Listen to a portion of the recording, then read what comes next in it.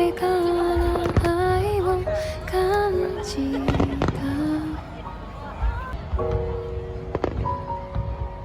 その涙は奇跡を映した美しい色だった。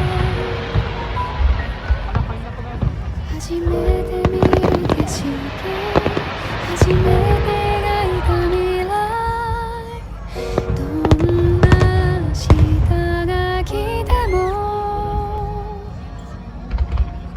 何が来るか分かんないからさ。あなたがここにいて抱きしめることができるなら、私の他に何にもいらない。どんな時もそばにいたいよ。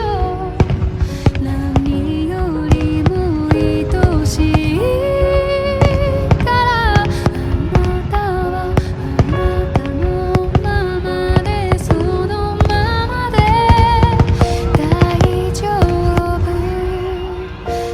私がいるよ。数えきれない季節を越えて、あなたと歩んで行きたい。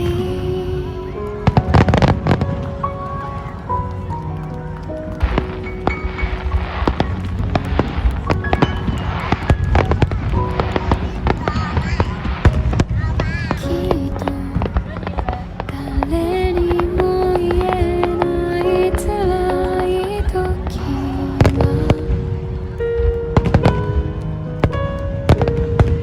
思い出すよ。あの時繋いだあなたの手のぬくもり、強くなりたかった、逃げ出したくなかった。もう一人じゃないから。